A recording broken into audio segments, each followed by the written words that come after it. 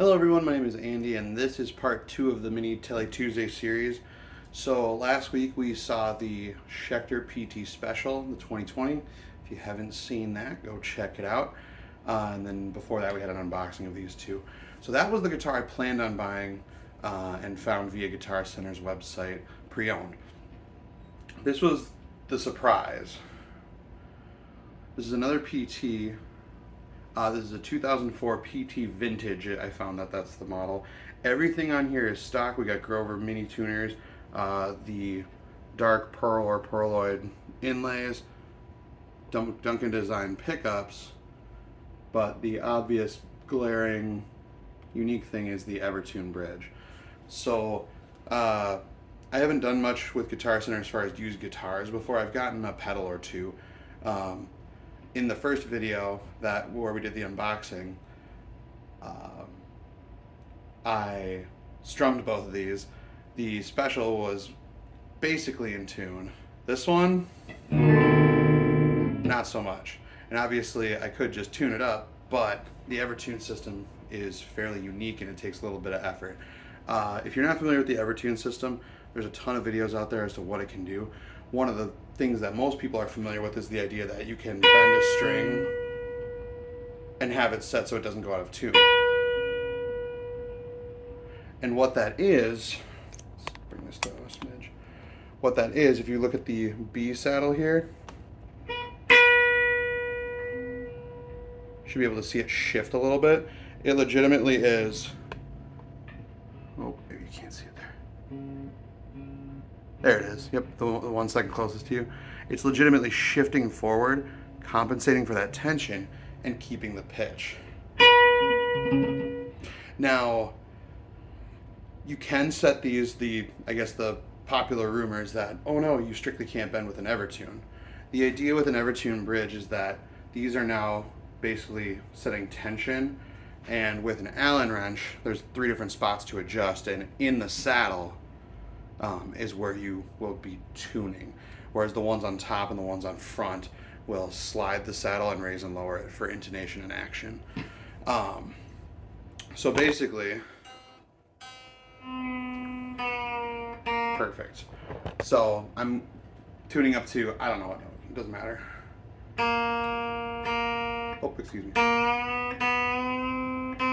Eventually I get to the spot where it stops shifting pitch, and that's called zone 2, and that again is where you can bend your notes, or rather not bend your notes, bend your strings, and no pitch bending happens.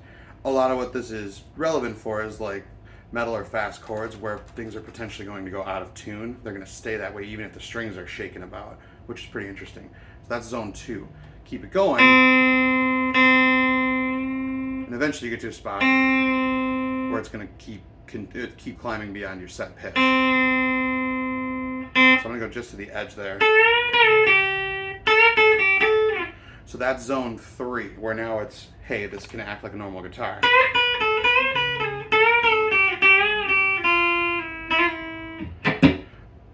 Great. But instead of going through all the hassle to retune this thing and adjust the saddles, we got to kind of start over. I want to put new strings on it, and we have to not necessarily dress the frets, but address the frets. They're just dirty, they're old. And on this side, I don't know if you can see them, there's a little bit of rust. There's some reddening in there. So fortunately, there's no sharp fret ends. This neck feels great. I personally, I've primarily been playing with gloss necks, so I mean, this feels really awesome to me. But yeah, again, this is a 2004, they call it a PT Vintage, made in Korea, and everything is stock. Eventually, assuming I want to keep this, that's kind of the question mark here, is Guitar Center has a 45-day return policy from delivery, I think, which was Friday. So if nothing else, I'm going to return it in slightly better shape than it got shipped to me, because this is trash. And they do setups, and they have people for that, and I understand that they're not going to go above and beyond for a $400 guitar. At the same time, a little bit of adjustment to at least get this somewhat in tune would be nice, because every video you watch of the Evertune, it's like, wow, that's perfectly in tune. You can, lift it by the strings and do ridiculous stuff and it's going to be in tune. Well, that's going to be the case for these strings, but they're just going to be stuck in this tuning. So, we're just going to kind of briefly go on a little journey here. I'm going to do plenty of editing where we're going to condition the fretboard, we're going to clean the frets, we're going to restring it, and then we're going to intonate this bridge, and hopefully everything's hunky-dory. So I hope you enjoy the journey. If you like what you're seeing, like what you're hearing, like, comment, subscribe. There's plenty of other videos.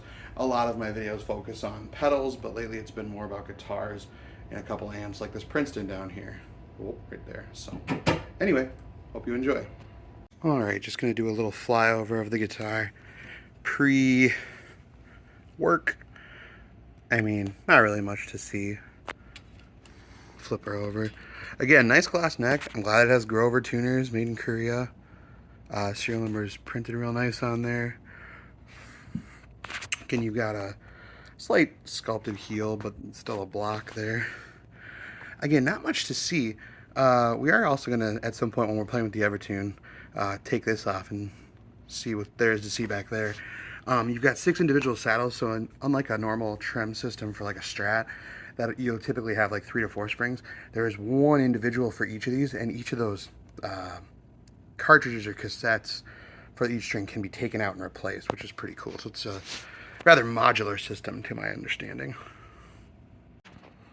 All right, so we are going to, actually we'll start by just peeking inside the Evertune cavity just to see what's what. I don't believe there's much to see. The only reason I want to peek is, again, assuming I keep this guitar and everything goes well, I'm likely going to want to change out that bridge pickup, but I want to know how much of a pain in the butt it's going to be to do so.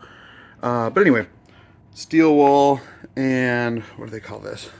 Rubber sponge in order to help polish the frets, though I do have a complete fret cleaning kit here. What I've learned from Chris Barocci on, I think he was on Thoman's channel, Thoman Music in Germany, is with a dark fretboard, even before doing any conditioning, you can take some quadruple zero grade steel wool and basically rub over the fretboard and the frets to get rid of some gunk and junk first, and potentially already start polishing up those frets. So that's what we're going to do after taking out the strings. So yeah, we'll peek inside the Evertune cavity real fast. So it remains to be seen if this was professionally installed, but the route looks good. So again, we've got 6 individual springs and setups. So, man, wow. Again, question being, how much of a pain is this to replace a pickup? That's something I will definitely need help with, whereas this, I'm just kind of, the cleaning and all that, I'm just trying on my own. So, yeah. So what you see are the ball ends of the strings, and they just go straight through. So it turns out restringing with this is pretty easy. It's just, again, kind of setting that tension. So let's get to taking strings off and cleaning this thing. Again, next step is literally nothing special. We're just going to take the strings off one at a time, but we are going to take them all off. Typically when I'm simply... Oh, that's right. So make sure you know which way it's going, because again, it's going to feel really weird because I'm going to tune back up here. Those first couple turns, pitch did not change. One thing that's super excellent for the Evertune bridge is if you can get locking tuners, string changes become a breeze, which they usually are with locking tuners anyway. But okay, we got 2 string trees here. So again, we're just going to pop all these off and then we'll work on the fretboard. All right, strings off, and I taped off the pickups because we don't want, even though this kind of feels almost fluffy at the quadruple zero, we don't want this amidst the magnetic pieces in the pickup there. So I don't need nearly this much, so I'm gonna take this apart. So before even conditioning it, the recommendation was literally to just go up and down the fretboard over the frets, because we're going to, because in turn I'm going to be polishing them a little bit as we go here, which is kind of nice. The only spots I'm really worried, fortunately this fingerboard doesn't look particularly dirty or grimy, which is nice. The frets are alright. I think when I was bending, other than a couple stuck spots that felt like some fret wear. Uh, it really just seems like, you know, the board needs to be conditioned and cleaned. So um, I'm not worried about doing a refret, and I sure as heck wouldn't be doing it. But so I'm just going to go over this a few times, see if I can get any extra gunk out of there, and then I will move to oil the fretboard and condition it there. So forgive me if this is going to be hard to see, but this fret here, where is it? Come on, got a little rust spot there. And just rubbing with the steel wool. Look at that. Was that the right one? See more there. So even though this stuff's pretty fine, it's taking care of that, and we haven't even gotten to polishing it yet. So go Gadget steel wool. Oh, also another note here. So I guess there are pull pieces, not necessarily like rail pickups or rail magnets, bar magnets in a tele pickup, because look at that. That is remnants of the steel wool catching on the pickup, so thank goodness we taped them off. So already our frets are looking that much better. Rust is pretty much, I think I got it all. But look at that, look at those fibers stuck to the pickups. That's wild. Boy, am I glad I watched that video. Do as I say, not as I do. Highly recommend not working on carpet. Have a cleaner space, likely a wood table or a nice surface. I'm going to vacuum afterwards anyways, so no big deal. I'm going to move on to conditioning now. So for conditioning the fretboard, I've got F1 Fretboard Oil. Come on. Focus, you can do it. This was in a 3-piece kit with the polish wax, the fretboard oil, and a nice microfiber cloth for wiping down, I think, primarily when your instrument is relatively clean and you just played it for the night. So we're going to put this stuff on there, and I have a couple of microfiber cloths here. One that I'm going to use to wipe this down after it sits for a little bit, and one for when we get to polishing the body and the hardware. Honestly, I think I'm going to at least dust off the hardware. It doesn't matter. It doesn't matter. But we're going to let try this out. Okay, so per the instructions, we shook up the bottle. We're gonna put a bit on, make sure we get each fret here.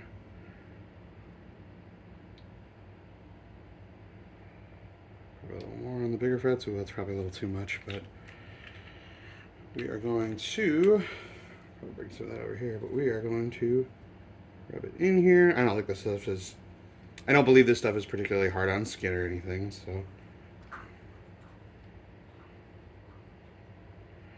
Note that for maple fretboards, usually that wood is finished.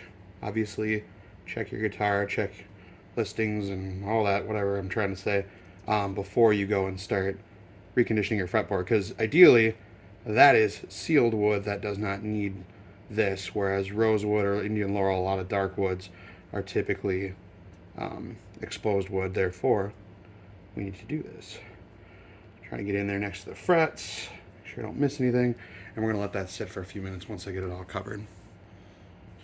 Alright, so we had that on there for 4 or 5 minutes. It says a few minutes. Figured we go a little longer. It says just to wipe it off. Obviously there's going to be a fair amount of excess, so you'll want to be going over this a few different times.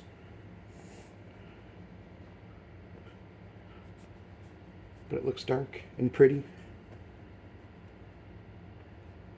So yeah, I'm gonna go over this a few times. I also did get a little bit. Oh, excuse me.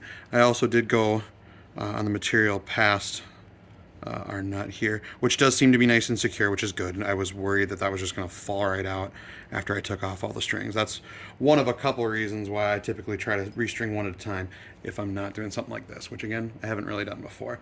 I've all things considered, this is going a lot better than the first time I did something like this. So anyway, we're gonna clean this off, and then I don't know what's next.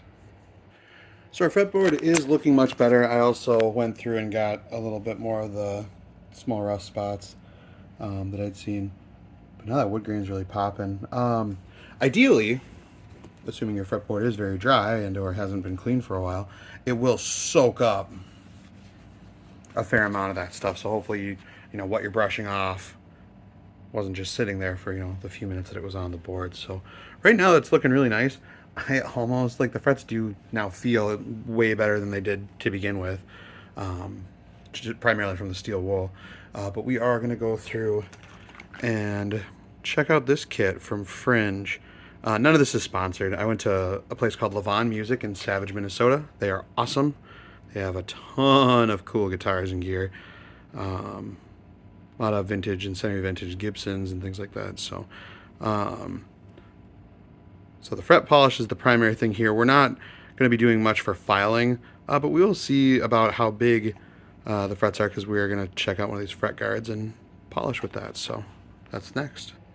So we got our 3 different size fret guards here. Looks like when it comes to jumbo and medium jumbo frets, they're also wider, not necessarily just taller.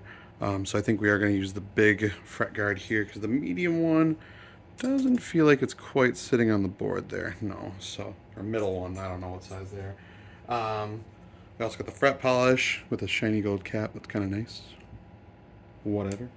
And then in the tube, there's also another microfiber cloth in here. Cool. So, cool. So it says shake the stuff up, which it feels fairly thick, so I'm not sure how relevant that is. Then it says to squirt a pea-sized amount. Come on. Oh, probably blocked. There we go. So not much. Take your fret guard. Oh, I'm sorry. Take your fret guard, hold it steady, and begin to polish. And they said within seconds you should see some improvement. They said if you do get the solution on the fretboard, which, yeah, of course it's going to happen, because it's not going to be a perfect size. Not a big deal, but to wipe it off as soon as you can. So we are just going to go over this fret, and that's pretty much it. Again, it's one of those things where it's not rocket science. Obviously I haven't done it before, so we'll just see how it goes, and, you know, go down the fretboard one at a time. So I've just done that first fret, and it didn't even take very long, and as you can see, compared to the one next to it, like, we've already got much better shine. Look at that. So probably going to go over the end here. Big thing about the Fretboard Guard is they want to make sure that when you're using it, that it does end up being flush, like, so it can lay flat on the fretboard, and that middle size one doesn't seem to do that. So even if I get that little bit of excess on the fretboard momentarily, and yeah, obviously we have a little wiggle there, this is going to be the one that I'm going to want to use for the rest of the board. But yeah, again, I know that the frets aren't perfect. Some of them do have not really nicks, but just kind of your typical fret wear. Actually, not a lot though. So for an 18-year-old guitar, pretty incredible. So we're going to go ahead and do that next. So not perfect, but they are definitely more reflective, more shiny, more polished than they were before. So I'm pretty happy with that. Now the next thing, I might polish at least under here, you know, where the strings lay and all that. But the next thing is the Evertune. Now, maybe you caught it at the beginning. I didn't really point it out, but basically how these were all slid about were just way off. So again, the hope, oh yeah, here, see? So once these pull, those nuts or those bolts will kind of sit in a little bit better. But I'm just going to try to dust and polish all this off first. Okay, polished up the bridge. Actually, it already looks better from here. And the metal over there, and then lightly on the headstock too. So now we're going to move to restring it. Fortunately, it is just as simple as putting the strings through like you would on a lot of other string through guitars. Again, the question, or not really the question, but the difficult stuff comes when it comes to adjusting the Evertune bridge. And I don't know, I take back difficult, because for the moment, at least when I took the strings off, as far as action height, it felt pretty good. Intonation seemed all right. But again, I will likely have to adjust these back and forth a little bit once I get it strung up. So that's what we're going to try. Okay, so we're just using simple Ernie Ball regular slinkies, got them laid out there. We're gonna start with the D string in the middle here. And again, whoops, lost my holder here. Really, as far as putting the string in, it's just like any other guitar. Maybe a little more precise of a target, but it is just gonna pop, so we're opposite now. So E, A, D, pop it in there, and boom. It's already out of the saddle there. Again, we don't have locking tuners, so I'm gonna have to do a couple winds on this and go from there.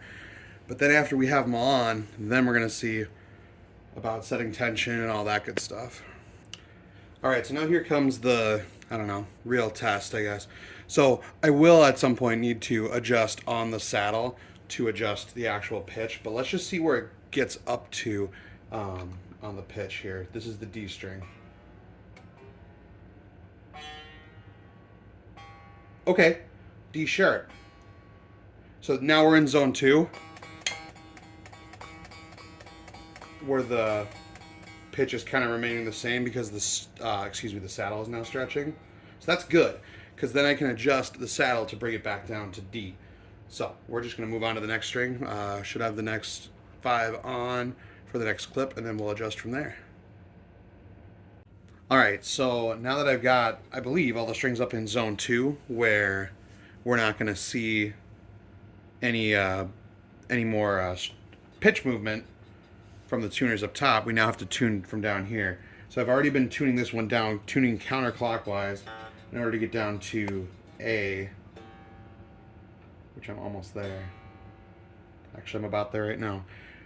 But I was having trouble with, oh, there we go.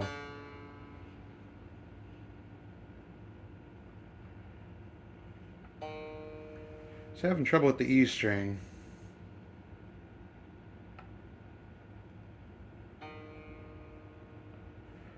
Feels like I have to turn this thing a heck of a lot in order to bring that pitch down. We are way high of E right now. So I'm honestly just gonna move on to the next string, which is only it looks like D sharp.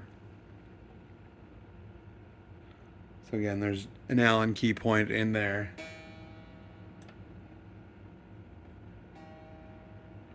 All right, D sharp, so we're gonna keep turning counterclockwise. And I know it is sensitive, like it's not like a conventional tuner. This is definitely fine tuning.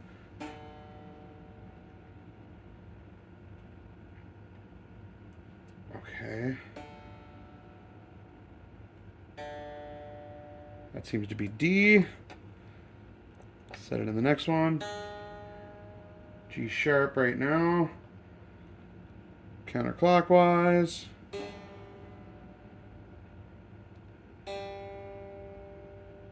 Go past G there. And so on. Okay, let's go with a quick intonation example. Now we've got the key, oh man, this is such a pain, out here. So this is what adjusts the saddles back and forth. So what you need to do, so we're gonna do the high E, which that's good. On the harmonic for the 12th fret, should also be good. Oh, that's weird.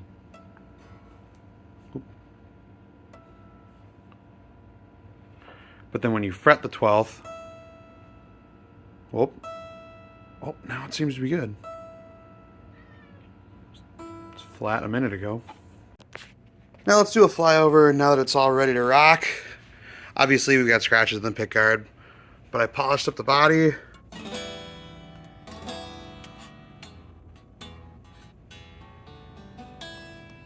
Sounds kind of weird when you do it that way.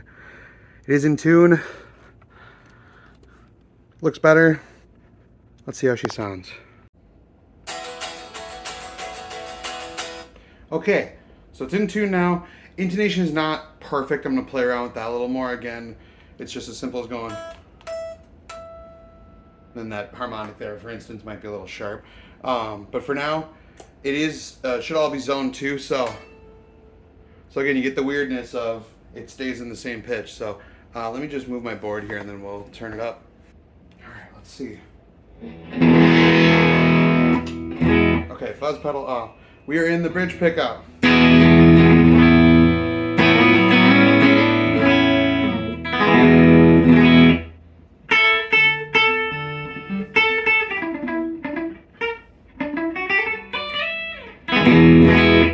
So, again, if you want the strings to be bendable, remember this is just setting the tension, so now this is going to stay the same until we hit zone 3.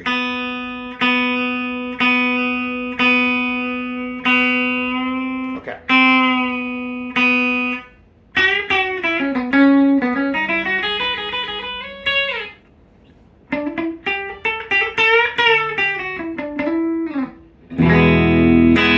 So even if you want all the strings to act like normal guitar strings, you can put them all in zone 3. And again, it should feel like a regular guitar. Frets are still a little scratchy. They're not perfect. But I wanted to see what I could do on my own. So if nothing else, I'm just really happy I was able to figure out the Evertune bridge. Alright, I'm going to add a little more treble to the Princeton here. We're at about 6. But yeah, this definitely doesn't quite have that insanely bright spank that the other Schecter has. Someone did mention to me that those Jensen speakers can get pretty bright, but I mean, for the moment, that feels pretty nice.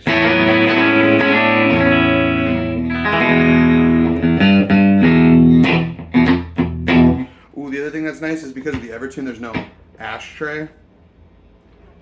There's no there's no edges there, so that feels really nice.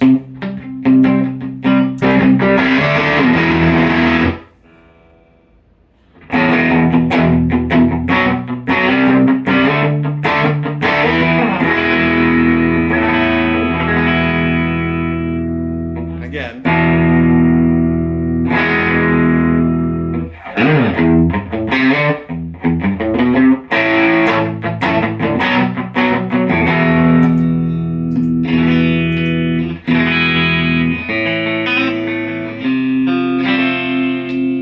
Pickups.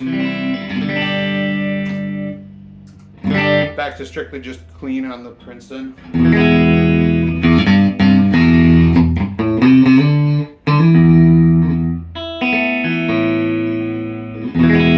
So again, these are the factory Duncan design pickups. They sound fine. I don't have a super tuned ear. Feel free to roast me in the comments.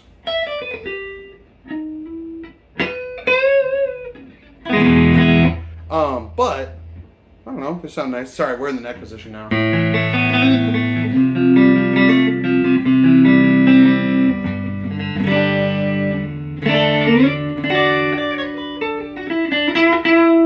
Oh, well.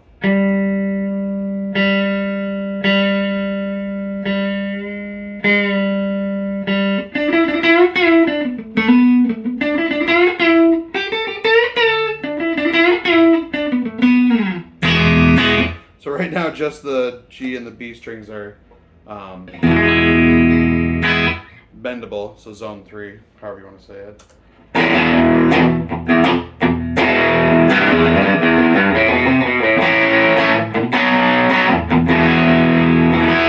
And that's in the bridge pickup with the left side of the sunset.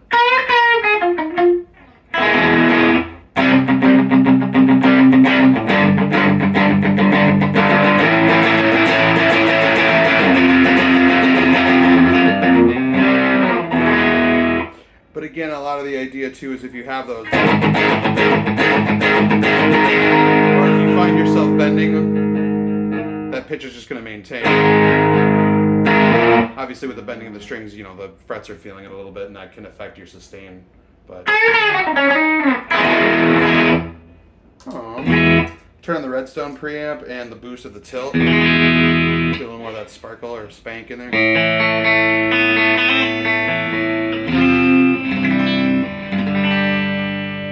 Middle position.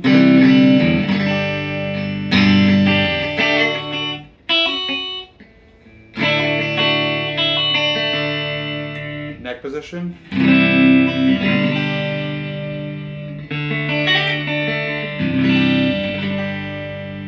I think that sounds pretty nice. Again, the big question being, if I was to change pickups, what would I change? Probably the bridge first, maybe make it like a Hot Rails kind of thing. This thing is a freaking boat anchor. Again, this is 9.4 pounds. Again, I'm curious to know pre-Evertune, what would something like this weigh? I'm guessing a little bit less because there is so much metal in the Evertune, but there's so much wood that was there, so it might not be that different.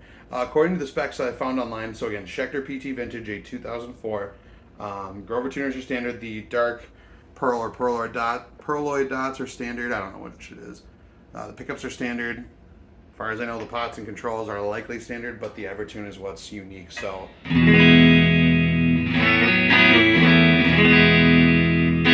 I'm glad I had a little more experience with the Evertune, and I'm glad I had some prior knowledge as to how it worked, because I had a Solar a 1.6 Vinter model previously. Again, kind of wish I still had it, but $400 to play with an Evertune, when something like this alone, this unit is $295 US, worth it. So, what do you guys think? Should I get rid of it?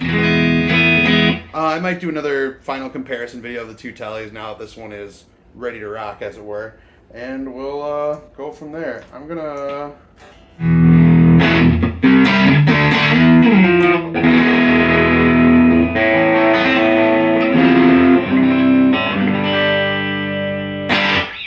other than the fact that you're hearing the phone mic, I think that sounds pretty good in the room.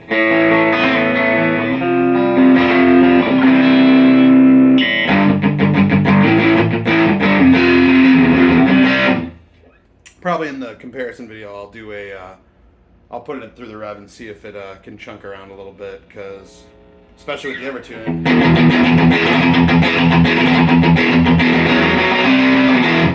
shouldn't have to worry about that note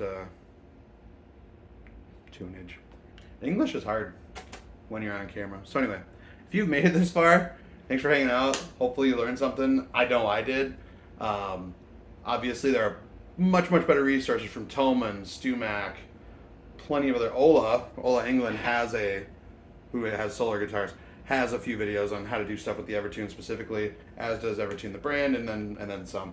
Again, no push pulls on this, just the 3 positions, but for 400, call it 450. It was 428 plus, maybe call it 475, because I spent like $40-50 on some of the cleaning stuff and all that, and some time. But I'm pretty impressed. I doubt I will want to return it, but I still have like 41 days to decide. And if I do, it's going back in a heck of a lot better shape than when I got here. So, like, comment, subscribe if you have any suggestions other than, hey, improve your playing, because I know I'm not great, especially on camera. Let me know. Thanks for watching part 2 of the Tele Tuesday thing. We'll do a comparison video.